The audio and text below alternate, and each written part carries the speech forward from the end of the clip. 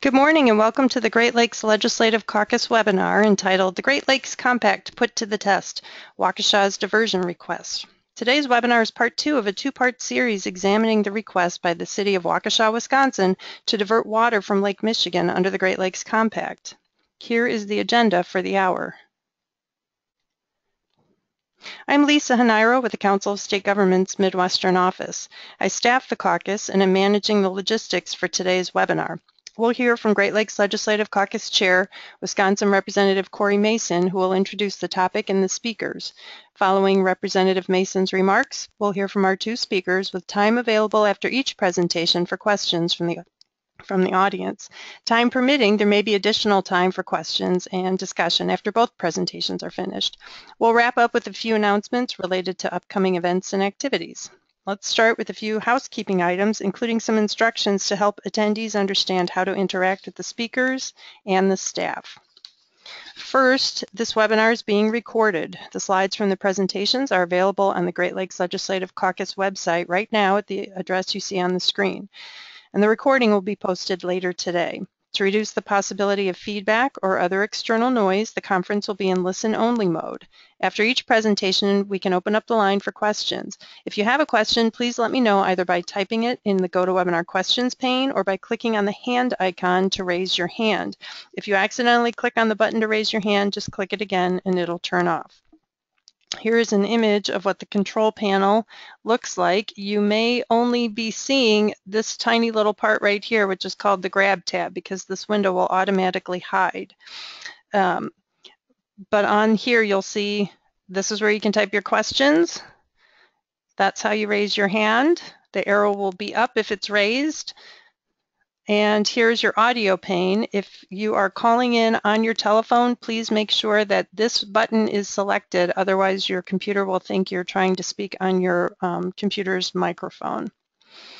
Here is the orange icon that you can use to either hide or expand this control panel. If you're using your telephone, make sure to enter your audio pin, otherwise I won't be able to unmute your line. And if you're using your computer's microphone and speakers and want to ask a question, please test your settings in advance by clicking on the settings link. If your microphone doesn't appear to be working and you want to be able to speak, you should call in using one of the telephone numbers listed and make sure to enter your PIN. Remember, those of you who are calling in but aren't connecting to the video component, I can't see you, so I won't be able to unmute your line. And in that case, please email your question to me at GLLC@csg.org, and I'll relay your question to the speaker. In fact, if anyone is having difficulty operating the webinar controls, please just go ahead and email me your question at the address on the screen. Now I'll turn the floor over to the chair of the Great Lakes Legislative Caucus, Wisconsin Representative Corey Mason. Representative Mason, you're unmuted now.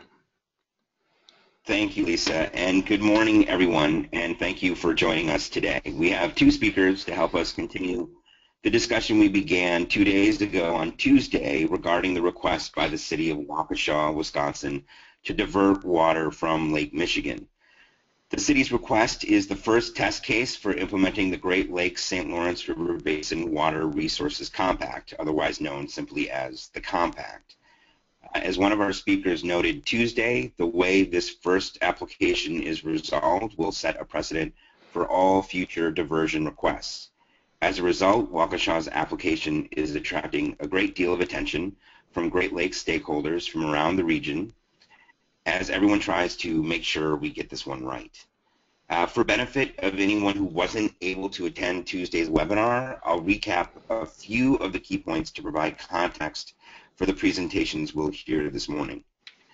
The Great Lakes Compact is a legally enforceable contract amongst the Great Lakes states that prohibits diversions of water with narrow exceptions. Under the Compact's exceptions, a community within a straddling county can seek a diversion if certain criteria are met. No diversions are allowed beyond the straddling counties. All diversion requests must be reviewed by the regional body, which represents the governors and premiers, and then ultimately approved by the Compact Council, which represents the governors of the 8 Great Lakes states. The review process also provides an opportunity for public comment. The process for regional consideration will begin if the state of Wisconsin finds that Waukesha's application is approvable under Wisconsin state law. On June 25th of this year, the Wisconsin Department of Natural Resources released for public comment a draft technical review and draft environmental impact statement. The public comment period will end August 28th, which is 1 week from tomorrow. That's a very brief recap of Tuesday's webinar. If you weren't able to hear the presentations on Tuesday, I highly encourage you to view the webinar recording that is available on the caucus's website. It's a great primer for the compact altogether and the part of the compact that allows for exceptions from diversions for communities within straddling counties if certain criteria are met. Today we will turn our application to the Waukesha application itself. What exactly is Waukesha requesting, why, and what compelling arguments can be made for and against the diversion application? We have two speakers that are very well qualified to answer these questions for us. Our first speaker will be Dan Duchniak. Mr. Duchniak is a registered professional engineer in the state of Wisconsin, and he joined the Waukesha Water Utility in January 2003 as its general manager. He previously worked for the City of Oak Creek Water and Sewer Utility, the City of Racine Water and Wastewater Utility, and the City of Franklin. Mr. Duchniak has worked with the Wisconsin Special Legislative Committee and the Governor's Office to develop and implement the Great Lakes Compact in the state of Wisconsin.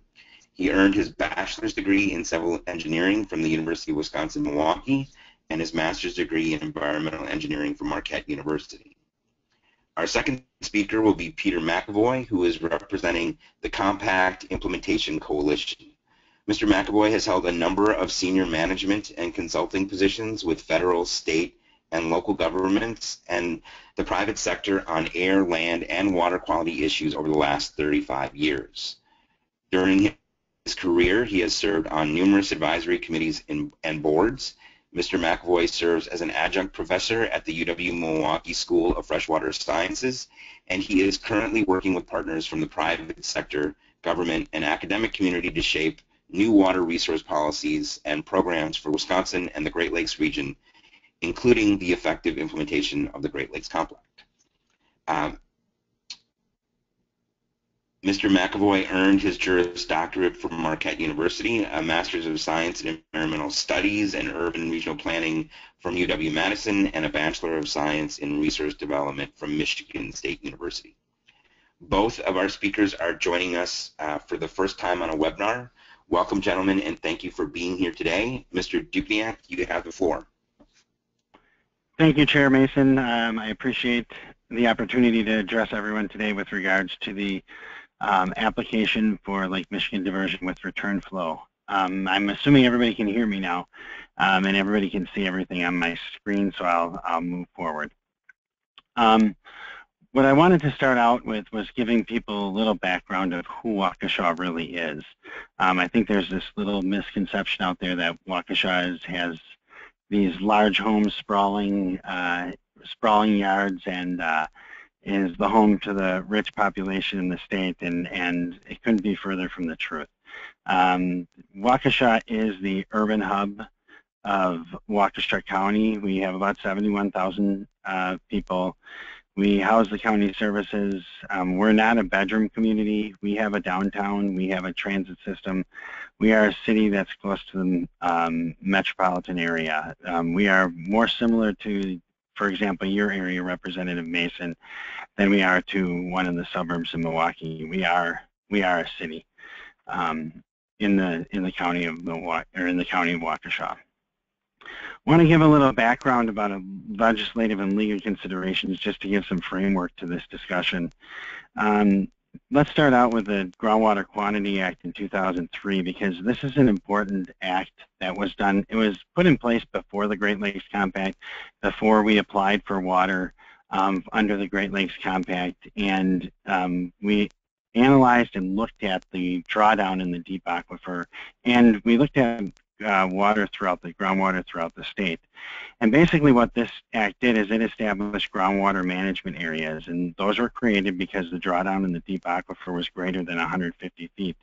There were two that were established, and one was in Waukesha County and one was in Brown County.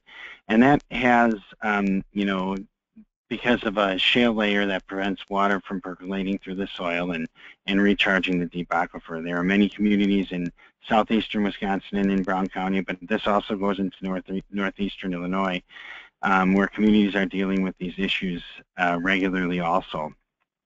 So Waukesha is within a groundwater management area because the drawdown is greater than 150 feet.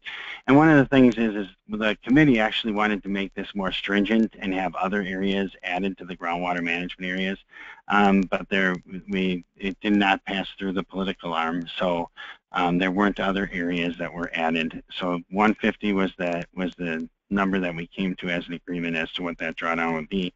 And that's because there was recognition that there is environmental impacts associated with a drawdown of 150 feet. The Great Lakes Compact, Representative Mason, you gave a good background on that. It bans diversions with limited exceptions. Wisconsin also provided implementation legislation which provided for water supply service area plans. In fact, I believe, Representative Mason, you were during one of the drafts that you put together, we took the water supply service area plans. They went from being voluntary to mandatory under one of your drafts of the Great Lakes Compact. So I would say that just because Wisconsin recognized that proper planning for water service areas is a good thing. We modeled it after the wastewater service supply area plans, and that have done very well for the state of Wisconsin and for the infrastructure that we put in. And so we wanted to model water supply service area plans so that proper planning was done and put in place for water utilities throughout the state, and I believe that's mandatory as of 2025. There's also the Lake Beulah management decision, and that was a state Supreme Court decision that basically says that you must consider impacts, you must consider the environmental impacts when they're issuing, the DNR must consider them when they're issuing high capacity well permits. So that impacts our ability to obtain permits. And I just want to mention something about the compact to Senator Mark Miller, who chaired the Senate committee and authored the compact bill. He testified in 2008 and said, the city of Waukesha has a serious public health concern with radium levels in their drinking water. Waukesha's situation is a primary consideration. During negotiation of the compact, Wisconsin fought long and hard for an exception that would allow Waukesha to apply for Great Lakes water. It is even called the Waukesha exception. And another person who testified was George Meyer from the Wisconsin Wildlife Federation. He approved that Waukesha knows the compact improves their opportunity to obtain water from Lake Michigan, approve this historic bill, help Waukesha, and most importantly, protect the Great Lakes for our children and grandchildren. So there was recognition that Waukesha was going to apply when this was being developed, and that there was no harm to the Great Lakes, that it actually protected the Great Lakes, and Waukesha's application did protect the Great Lakes as part of the compact. Now we talk about Waukesha and its location. We're about 1.5 miles west of the divide, very close proximity to the lake and very close proximity to an urban area that has plenty of water available to provide to us.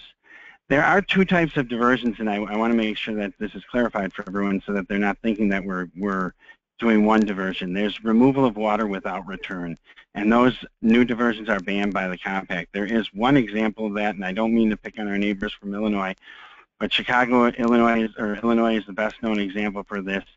They are allowed to withdraw 200 times what Waukesha is requesting, and they do not return a drop to the lake, unlike what Waukesha is going to do. We are going to return the water to the lake.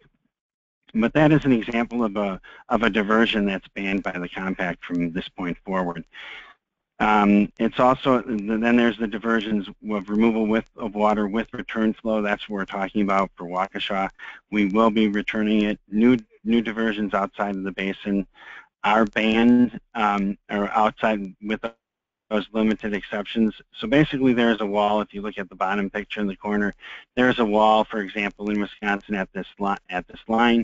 No one is going to be able to take water from outside of that line.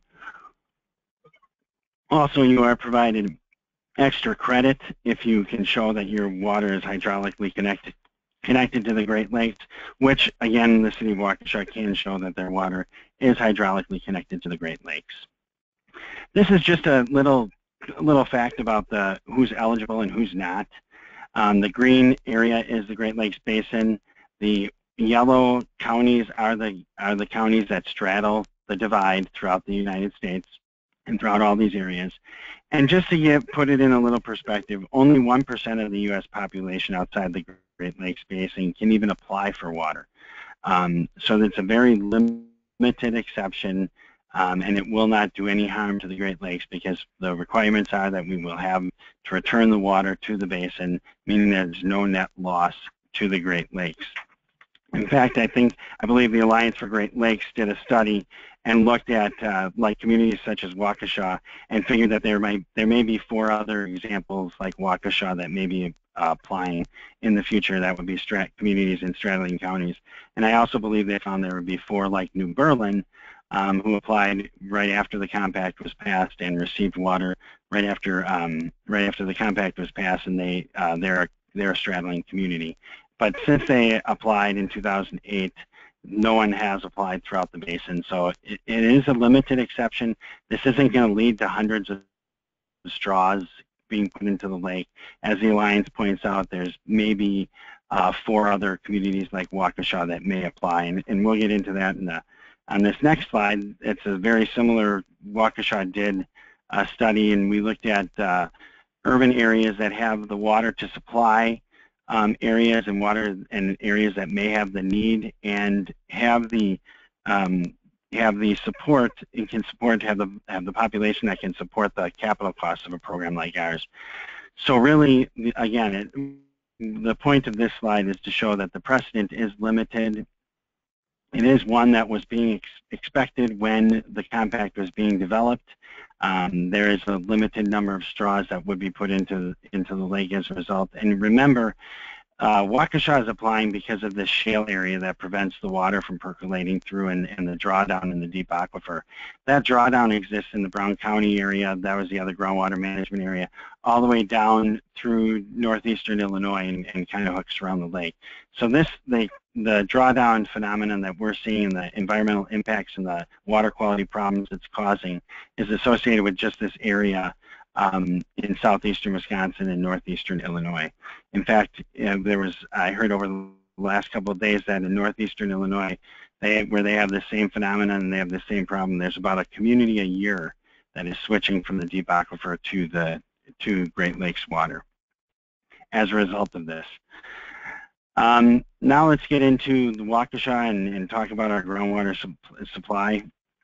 The deep aquifer is down more than 400 feet, and that's because pre-development conditions, there was a groundwater divide right here, and this line, this Maquoketa Shale, is that shale that prevents water from percolating through the soil and recharging the aquifer. So now Waukesha came and put in their deep aquifer wells, and water started flowing towards those deep aquifer wells. You can see the groundwater divide shifted, and now water is flowing, instead of water flowing to the lake, towards the lake, discharging into and underneath the lake, groundwater is flowing now from the lake towards our wells, and the groundwater divide is shifted out as more water is flowing from the west towards our well center.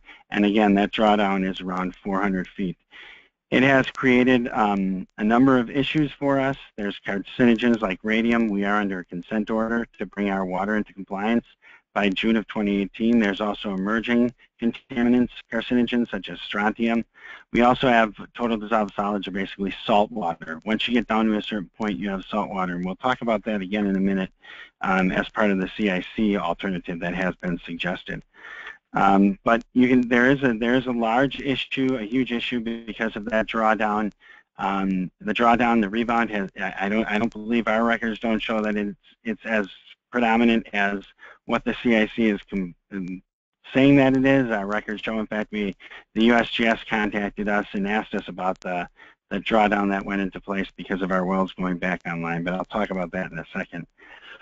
This next slide just kind of shows us within proximity. Our service area is shown here. The city is outlined in black, and then the service area is the entire blue line. Shows us outside of the subcontinental divide. We're about 1.5 miles from that divide. but also shows us within the Maquoketa Shale, which is that thick layer of shale that prevents that water from getting through the soil and recharging the deep aquifer. And you can see it comes through all of southeastern Wisconsin. One of the things that I want to point out is that this wasn't something that was just caused by Waukesha. It's not Waukesha alone that's causing this problem. It's a regional issue and an issue in northeastern Illinois also. We're all pumping a lot of water from this deep aquifer, including the city of Milwaukee before they switched to lake water, drawing this water down, causing those environmental impacts. In fact, there's about 18% less water that's being discharged to wetlands, rivers, and streams in southeastern Wisconsin and northeastern Illinois because of the drawdown in the aquifer. And that's a result of overuse from everyone in this region, not just the city of Waukesha. In fact, half of the drawdown was already there when the city of Waukesha was developing as a community. Then we looked at our service area, and there's been a lot of talk about this service area, so I kind of want to walk people through it so that they understand it. There's a lot of testimony that this is a big land grab by the city of Waukesha, and I can assure you that that is absolutely the farthest thing from the case, from the truth. But this is the city of Waukesha service area, and again, this is mandated by state law that was implemented, and as I reminded people, made mandatory by Representative Mason, who's chairing this talk right now. The city falls in this service area, and you can see much of the city is developed. And then you can see the towns are outside of our service area, but the state law requires that we mimic our sanitary sewer service area, and this is our sanitary sewer service area with the exception of the town of Genesee, and I'll talk about that in a second. But you can see, as I pop up these next slide, much of it is already developed. There's already existing residences. So what we're talking about is switching residents from well and septic systems and to municipal supplies of water. In fact, we've had to do that on a number of cases where there's been failing septic systems. We've switched people over. There's been contamination due to landfills that we've switched over. And the town of Genesee was actually added at the request of the DNR because of contamination issues. But if you look at this, now we add in the environmental corridors, and you can see that a lot of this area is already developed or it's protected in the environmental corridors. There's a very small amount of land that is available for development in the future. It's about 0.5% per year, very modest growth, and the service area, again, complies with state law that was put into effect, so we are mandated to develop a service area and have it comply with the state law. With regards to water demand, again, this is something that is part of the CIC report. A lot of it was looked at water demand and lowering of the water demand, saying that we're using inflated water demand projections because of this. One thing that I will point out is that 3 different sources looked at this. We looked at it, SewerPAC looked at it, and the state of Wisconsin looked at it. And everybody came within the same area of 10.1 million gallons a day and 16.7 for a max day. If you don't think that the DNR scrutinized our numbers as far as like our industrial numbers go, because that was a big part of the GZA report, you're kidding yourself. The DNR, we spent months with the DNR going over our industrial numbers. In fact, there was a addendum to the application that was provided just last year that looked at our numbers through 2014 with regards to industrial numbers. And unfortunately, like the city of Racine, Representative Mason, the city of Waukesha lost a lot of industrial customers during the recession after 9/11 occurred. There was a downturn in the economy. A lot of our businesses went away, and we lost a lot of industrial customers. Unfortunately, like Racine, Waukesha, is working to get those customers back. And but the thing about Waukesha is that there's a very small area of industrial customers or industrial land. So 1 or 2 customers can have a significant impact on the volume of water. For example, the projections that were used 642 gallons per acre per day, and I'm not going to get into numbers to bore you, but they come predominant in the CIC report, and we looked at that, and 2 customers had a 50% impact on that. And we did extensive research and months of discussions with the DNR and meetings with the DNR about this specific issue. And they dug into the numbers, and they did their thorough analysis, and they did a thorough review. And we also did confidential meetings with our industrial customers, finding out what was going on and what was happening. And I can give you an example. We had a dairy here in the city of Waukesha that went down during the economic downturn. Recently, that was bought out, and it's being redeveloped, and they're on their way back up to getting to where that dairy was. They're planning on getting back up there within the next 5 to 10 years. And that will increase our industrial demand by 1/3, taking that up. So using the numbers that we have today is an unrealistic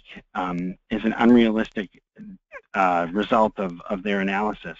And again, there was a technical memorandum that was provided to the DNR. There was also confidential reports that was provided, and I can guarantee you, cities across the region, across the Great Lakes, have experienced the same thing that we have. So the DNR did find that our numbers of 10.1 million gallons a day were reasonable for that.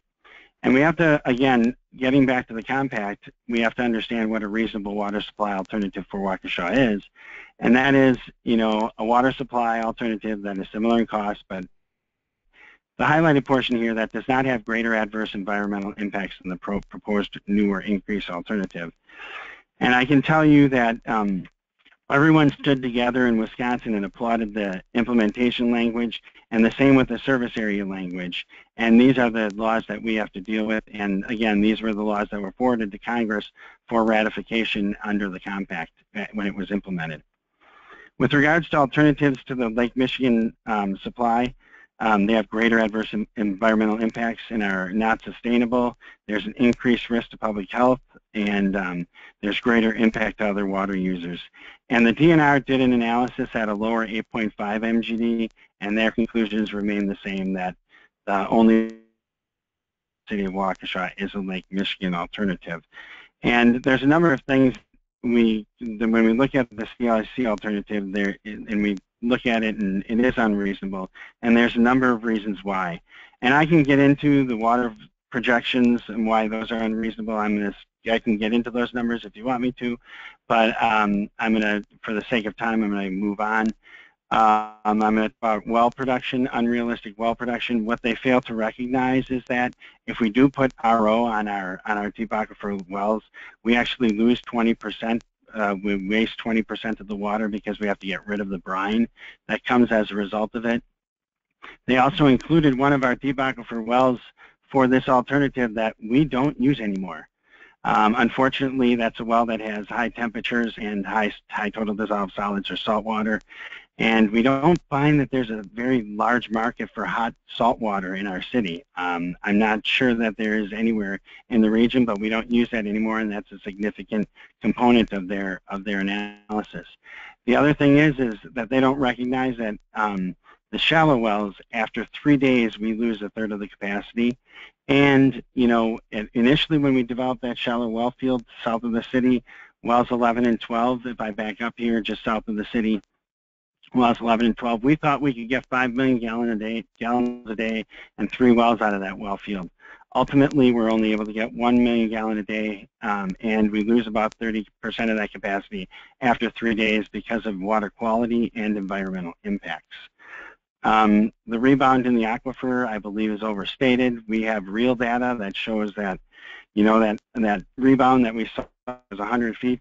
Well, it went back down 70 feet immediately after our pumps went back on. And actually, like I said, we were contacted by the USGS, and they were surprised by that. So when you look at this alternative, even if we were just going to supply water for just the city of Waukesha right now, we would need to develop about 5 million gallons of shallow well capacity to have the capacity available to us to provide water to our city. And we would need additional wells that would result in greater environmental impacts. And the existing environmental impacts are not considered. That's considered a baseline, and the 18% less water that's going to the wetlands, rivers, and streams is considered baseline, and I guess that's acceptable. but they're not looking at the environmental impacts associated with the additional groundwater that we will have to put in place. And the DNR has said that that would be at a minimum 700 acres. In this instance, it would be more closer to about 1,000 acres of wetlands that would be negatively impacted compared to just 4 acres of wetlands in the Great Lakes Alternative. Dan, this is Lisa. With regards to return flow. Dan, this is Lisa. Okay, I'll wrap it up. Thank you. Thank you. Okay, and I'll get through these next slides I'll get through these quick. Return flow to a tributary is not uncommon. Will ensure no impact to the Great Lakes. We've used models that were approved by the DNR to look at nutrients and sediments, so we can ensure we're going to be protective of the root river we're discharging to. And in summary, we believe, and the DNR believes, we meet the exception standard. They've said that they believe it's approvable. And the benefits of the diversion are we're able to recycle and reuse that water and have a positive impact on the environment. And with that, I will wrap it up and say thank you. Thank you, Mr. Duchniak. We have a few minutes for questions. If you have a question, please remember to type your question or click on the hand icon to raise your hand. If we're running a bit behind, so I think we really only have time for 1 or maybe 2 questions. So, Lisa, if you have a question, I don't. We haven't received any typed questions, and I don't see any hands raised. So I think we probably can move on and continue with the presentation and take questions afterwards. Okay. Well, thank you again, Mr. Duchniak. Now I will turn the floor over to Peter McAvoy. Peter, you have 20 minutes for your presentation. Representative Mason, this is Peter McAvoy, and I'm with the Compact Implementation Coalition. Joining me will be Jim Drought from GZA Engineering, who also developed with us the non-diversion water supply alternative. What you see on the screen here is a organizational chart of the members of our coalition, and they represent a wide, diverse set of groups of organizations, most of whom are statewide, and several are region-wide, region being Great Lakes region. Included in that is the National Wildlife Federation. Together, our partners represent tens of thousands of citizens throughout the state of Wisconsin and hundreds of thousands of members throughout the Great Lakes region. Let's see. Oh, I can go here. I'm going to focus my comments at the beginning on the communities in need, the definition of what a community in need is under the Great Lakes Compact. Mr. Duchniak was referencing 2 important statutes in our state, but I want to focus in on the Great Lakes Compact because that's really what's at issue and where the precedent will be set depending on what our state does with this diversion application. And importantly, there are significant differences between the state of Wisconsin's definition and what they put in as far as a community in need versus what is in the Great Lakes Compact. We all have to follow what's in the Great Lakes Compact. That is the defining definitions, and that's something that all of the states and the Canadian provinces are following. There is an inherent set of conflicts between our state law and with the Great Lakes Compact. So I'm going to focus on community in need. There are a number of other issues that have been raised in this application, which we won't at least address right at the beginning, like the return flow aspects of what Waukesha is proposing. But for a community to qualify in order to get a diversion, a community within a straddling county like the city of Waukesha, there must be demonstrated that it is without adequate water supplies and that it has no reasonable water supply alternative available to it. Furthermore, the community must demonstrate that it has water conservation measures in place to better understand what those water conservation measures and the impacts they might have ultimately in the future on what not only the water use is, but what the demand is. Now, those are requirements under the Great Lakes Compact. The City of Waukesha's definition of a community in need, however, does not meet these fundamental requirements in the Great Lakes Compact. And there are several reasons for that, but they have the communities that they've added in to the expanded water supply area do not have a present need, and there's no foreseeable need by those communities. That's demonstrated in the record. In fact, the City of Waukesha's communications with those communities, like the town of Waukesha, the town of Genesee, have indicated that they do not need water now, and they may never need the water. And the City of Waukesha, in fact, said, you should think of it, if we include you in this larger expanded service area, it's a contingency. If you should ever need the water, then you can come to us and request the water at that time.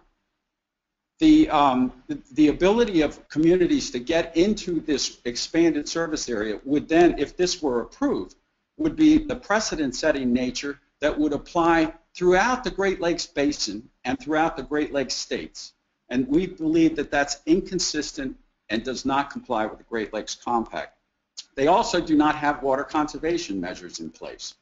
So it's an open-ended, bad policy that Wisconsin is creating, driven by sewer service plans that were developed years before the compact itself was developed and was adopted, not only by our state, but by all the other Great Lakes states.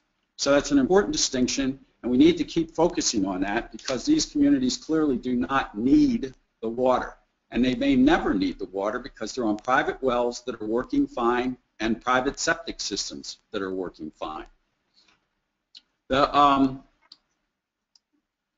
map that I'm showing you here, Mr. Duchniak showed a similar map, but I wanted to emphasize the area that he referred to as not that consequential. The blue area is the City of Waukesha, the current City of Waukesha, and its current water supply service area.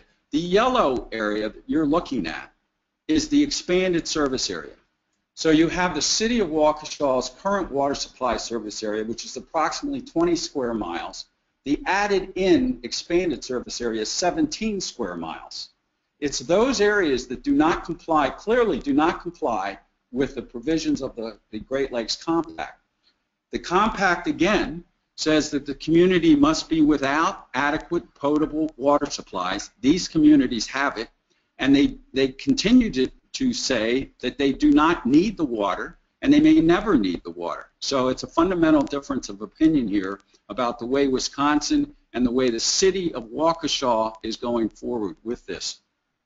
I want to also emphasize that they do not have water conservation measures in place, and they don't intend to put them into place. And if they ever hooked up to the City of Waukesha, it would only be at that time that they would start to even consider putting in place water conservation measures. This clearly conflicts with two of the fundamental principles of the Great Lakes Compact, and we should not establish that precedent.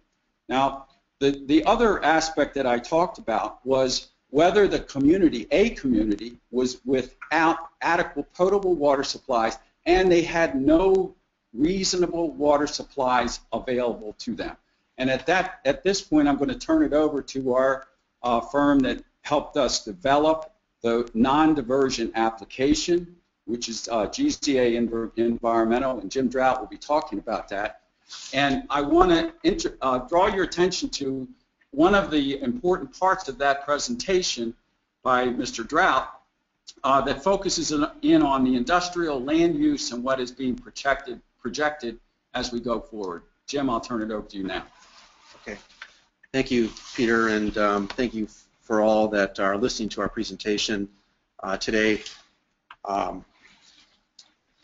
I think what we'd like to do is we'd like to begin with a few fundamentals and build on some of the comments that were shared earlier during this presentation by Mr. Duchniak. And As Chair Mason indicated, the Department of Natural Resources came out with a technical review. I think it was dated June 25th, and in that review, the Department of Natural Resources indicated that there were no reasonable water supply alternatives available to the city of Waukesha in the Mississippi River Basin, which is that basin west of the subcontinental divide that Mr. Duchniak showed you earlier.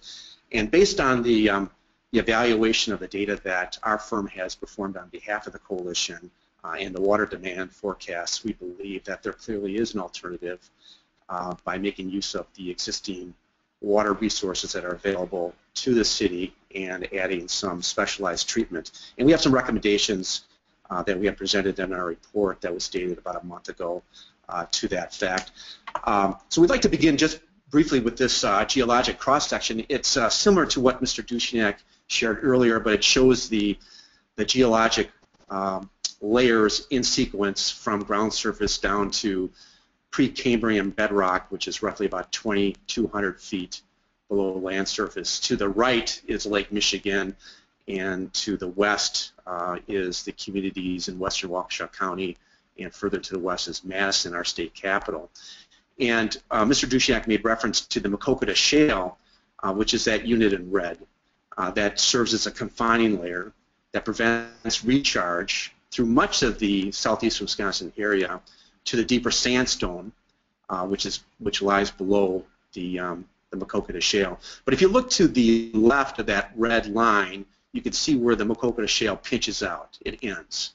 And that part of the geologic formation is what we call the recharge area for the deep sandstone. The deep sandstone is a massive aquifer. It's a world-class aquifer. Its boundaries extend well beyond Wisconsin to our neighbors in Illinois and Michigan. And that recharge area provides the water supply for the deep sandstone, which has been used for the city of Waukesha and other communities for drinking water for a long period of time. And I would also like to emphasize in this illustration here that the wells that have been penetrated into the deep sandstone by the city of Waukesha over years extend several thousand feet into the aquifer, but that aquifer is fully saturated. Even though there has been a drawdown in the aquifer, and we'll talk about that in a minute, that aquifer and the units above that are fully saturated. So there has been a decline in what we call the potentiometric head, or the potentiometric elevation. But those aquifers are fully saturated, and there's a lot of water that's available there. So if we move to the next slide, and we're just showing the different units here, the shallow deposits on top, and then the deep sandstone. The next slide here shows the drawdown that Mr. Duchniak was referring to earlier in the deep sandstone. And if you look at the arrow there, the Kona Depression, which is the center of the drawdown, is right about at the village of Elm Grove, which is just east of the city of Waukesha. At one time it was further to the east in Milwaukee County when the city of Milwaukee was pumping from the deep sandstone, but has shifted further to the west in response to the pumpage from the city of Waukesha. And that drawdown is greater than 300 feet, and Mr. Duchniak made reference to Act 310 and the drawdown or the groundwater management areas where areas of Wisconsin have drawdowns greater than 150 feet. And we could clearly see that was the case here in southeast Wisconsin. But as we'll see in a minute, that there's been a fairly significant rebound in that aquifer. I think Mr. Duchniak said the water level now is about 400 feet below land surface. In many cases, it's actually above that. And it's rebounding. It's rebounded from a low of about 2000, the year 2000, to, in some cases, more than 115 feet over the course of the last 15 years. So if we move to the next slide then, we'll look at some of the water demand projections that were developed by the city of Waukesha and the actual water demands over time. And maybe we could begin, if you don't mind, by looking at the pie charts that were developed on the lower portion of the figure. And it shows the breakdown of gallons per capita per day consumption of water over time. And I think Mr. Duchniak in his presentation made reference to a decline in the industrial use over the recession, the Great Recessions that occurred since perhaps 2008, and the closing of the Golden Guernsey dairy and how that might come back online. But if we look back to 1970, we can see that about 54% of the water consumption was industrial. And if we're looking at our table, I think we actually have a unit of measurement. I think it was about 106 gallons per capita per day industrial use in 1970. In 1990, the percentage of industrial use was about 35%, and the volume dropped down to about 50 gallons per capita per day. And then in 2010, which is we're right in the middle of the recession that Mr. Duchniak made reference to, the industrial gallons per capita per day consumption was 12.6, so roughly about 13. So a pretty significant decline in industrial use over time, and that's reflected in the red line that's shown on this figure here. And you can see the R square, which is a statistical figure that demonstrates that the data very closely fits that line. The blue line, the horizontal line, is the line that represents the application request that the City of Waukesha made in 2010 and then revised in 2013 for the diversion. And you can see that the trend has been below that blue line for some time, and it appears to be continuing that, even though the population in the City of Waukesha has grown, as Mr. Duchniak has indicated, pretty consistently over the period from 1970 to the year 2015, and we'll talk about that in a minute. So if we move to the next slide here, we thought we'd just put a slide here on how the comparison of the coalition's evaluation of the Waukesha diversion related to the coalition's evaluation of the data. And there's a lot of similarities. We assumed conservation at 10%, population growth at 0.5% per year, a maximum day demand of 1.66 million gallons per year, and unaccounted water, which is water that's lost in the system, at 8%. But there were some differences in the evaluation that the coalition made on behalf of the existing water demand forecast, and the biggest one is what Peter had just mentioned, is the difference in the water supply area, and he went through that. And then there was a little differences in the evaluation of the data, the historical data for residential, commercial, and public use, and that's presented on this slide here. We made use of fairly broad ranges for all classes of water, including industrial, and the last slide there indicates that in the application that the City of Waukesha made, they looked at their water demand in the year 2000, which was roughly 1,300 gallons per acre per year, and I'll convert that to a unit, more meaningful unit, in a minute.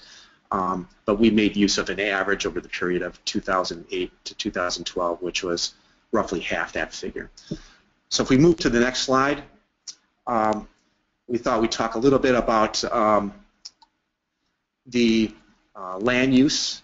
As Peter had mentioned, industrial land use, the actual land use and what was projected through the full build-out and what that represents, and then what that represents with respect to the demand and consumption of water.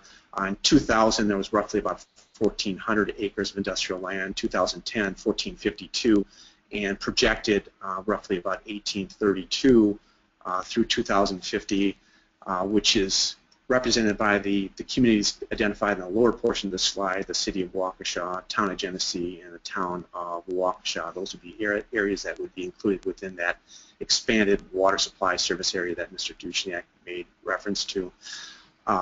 In 2000, at the time, the data that the City of Waukesha made reference to in their application, the consumption was roughly 1,300 gallons per acre per day, which is equivalent to about 28 gallons per capita per day.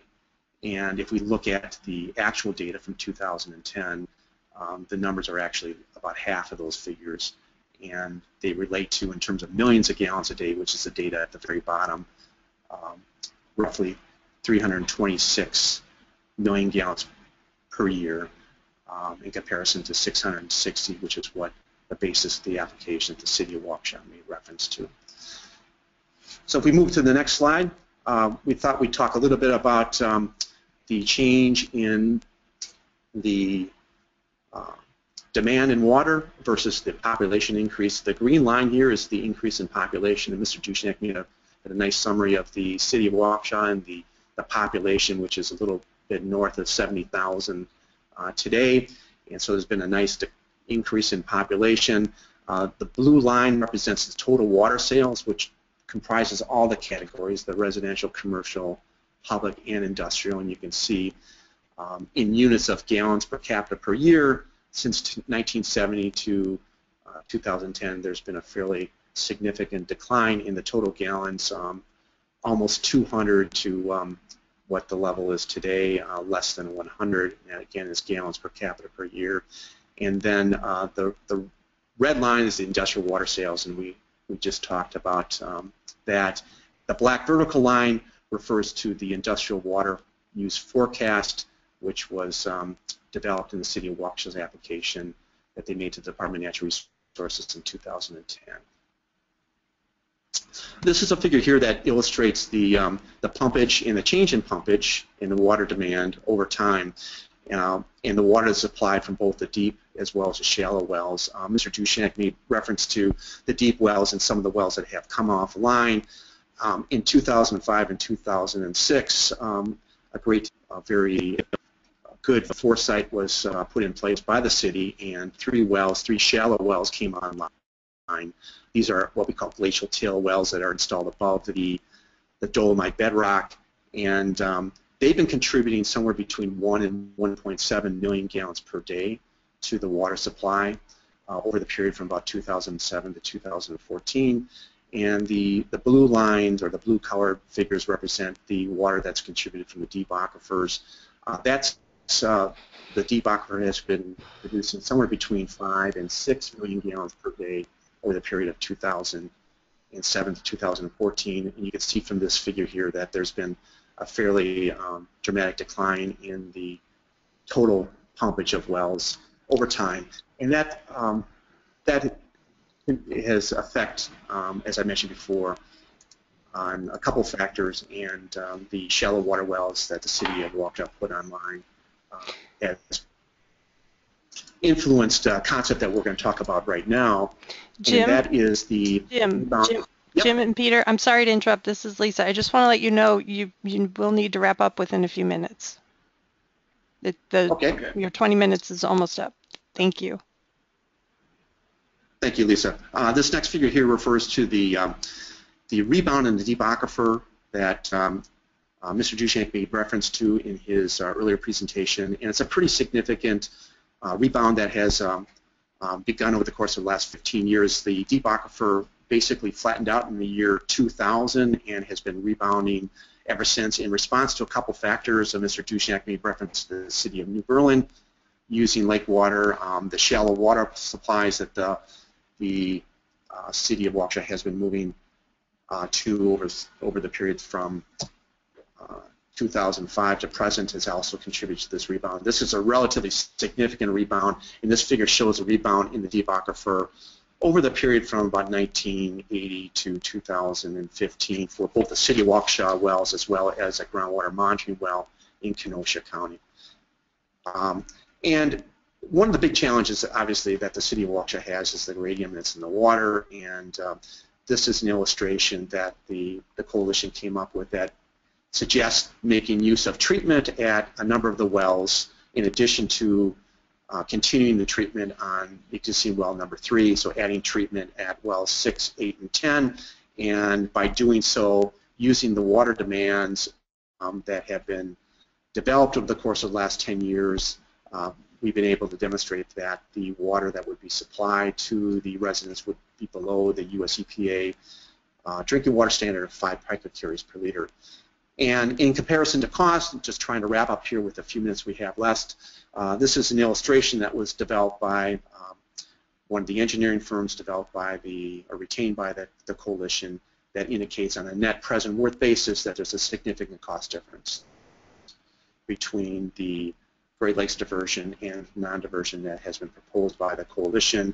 It's important to note that the Department of Natural Resources makes reference to the cost similarities of the alternatives in the Mississippi River Basin. They have not seen this detail of pricing, and if we move to the next slide, looking at the very bottom bullet, working our way up, one of the elements I think we agree with the City of Waukesha as they were wrapping up their presentation is that we would like to select a radium treatment technology and confirm the final pricing to make sure that the information is fully available to the Department of Natural Resources for their review. And the other recommendation we had relates to the rebound in the deep aquifer and the sustainability of that deep aquifer, and there was a very comprehensive groundwater supply done by the Southeast Wisconsin Regional Planning Commission in 2010 that related to pumping for southeastern Wisconsin and modeling in 2005, which was updated for a Lake Michigan basin model as well. And we've recommended updating that model and the infrastructure that's available there and model this rebound that has been observed in the deep aquifer over the course of the last 15 years, and also look at that with regard to the performance and possible location of provisional wells to meet the city of Waukesha water demand, and really to use that as a vehicle to develop a strong groundwater management tool for future forecasting. Peter? So with that, we'll conclude here, and I guess we can take questions, but the one thing is that we really believe that the city of Waukesha not only has current water supplies available to it, but will have so in the future for their own full build-out. That's for the city of Waukesha and its current water supply area. The communities outside of the city in this expanded water supply service area do not need the water. They should not be included. They clearly do not meet the Great Lakes Compact provisions. And we think if the city of Waukesha goes forward, it can utilize its existing distribution system.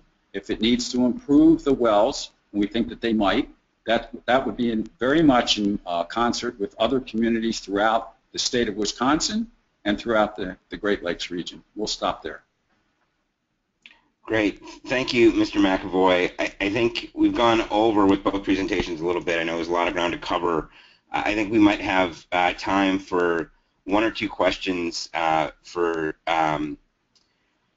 Mr. Duchniak or for Mr. McAvoy. So, Lisa, are there any questions that are currently posed by people listening in?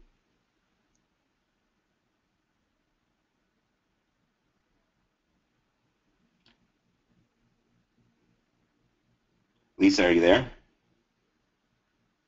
Yes, I am. I'm sorry. We do have a written question, and that is, does the treatment technology referenced create a hazardous waste requiring special disposal permits or a facility? And I'd like to offer both Mr. Duchniak and Mr. McAvoy the opportunity to respond. So, I can answer that real quick. Yes, it can. We have looked at that. In fact, our current treatment technology, the HMO, is limited due to the amount of radium we can discharge into our sanitary sewer system, as would the RO treatment that they're suggesting, and the cost that they reference to does not include the potential disposal cost associated with that, which could be around $200 million. And I want to reiterate that our alternative is 1/1,000,000th of 1% of the water in the Great Lakes, and we're putting it back. We're able to recycle and reuse that water, whereas this alternative, we're taking water out of the ground, using wells that obviously, as I pointed out in mine, we can't use. The water quality is very poor, and we're looking forward to abandoning those. Even if we were looking at just the city of Waukesha alone, with their numbers, we believe the industrial numbers that they're using are extremely low and do not represent what's happening in the city of Waukesha or regionally throughout the Great Lakes Basin with what's happening with industrial customers and the rebound that we are expecting, and I'm sure Representative Mason and Racine is expecting. We're looking at those industrial customers to come back, and that forecast to use only a 4-year period would be short-sighted and would not allow for those companies to rebound and get Waukesha back to where we are. So there is a lot of misconception with their alternative, and it doesn't include those disposal costs that were referenced to. Mr. Duchniak has a number of statements in what he just said that are incorrect, and there are a variety of alternatives available to the community as far as what it would treat and how it might treat. And we're more than willing to work with the Department of Natural Resources to look at that.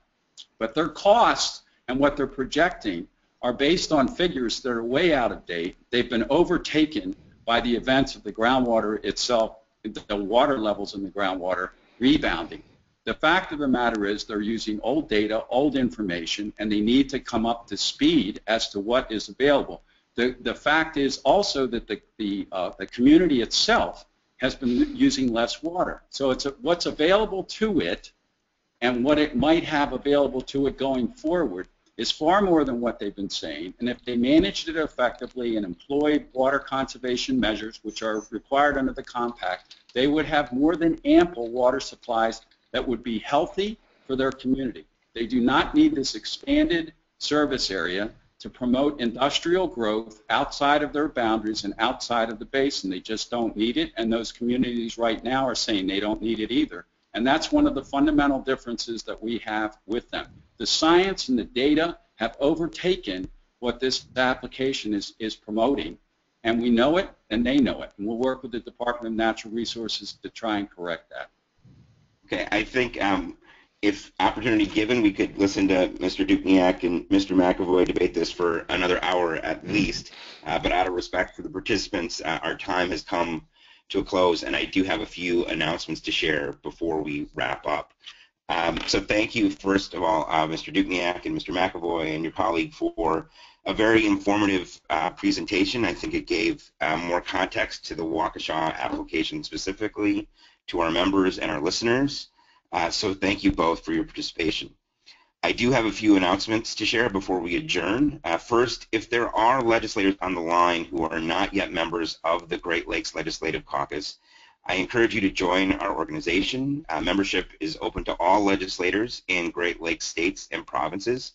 There is no cost to join, only the benefit of the information that you receive from webinars and other activities like the one you're engaging in now. You can visit the caucus's website at greatlakeslegislators.org to learn more about membership and to find the link to online enrollment. It's very quick and easy to do. Second, I want to let caucus members know that we will be circulating again a member sign-on letter regarding an effort underway in the U.S. Senate to weaken ballast water regulation and undermine the ability of states to play a role in regulating ballast water.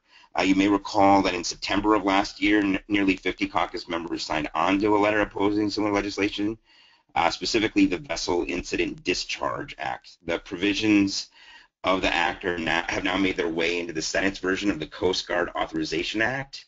I feel pretty strongly that we as Great Lakes legislators should take action to again voice our concerns as we did last year, and so I asked the members to consider signing on to the letter that will transmit to the region's senators along with a copy of our letter from last year.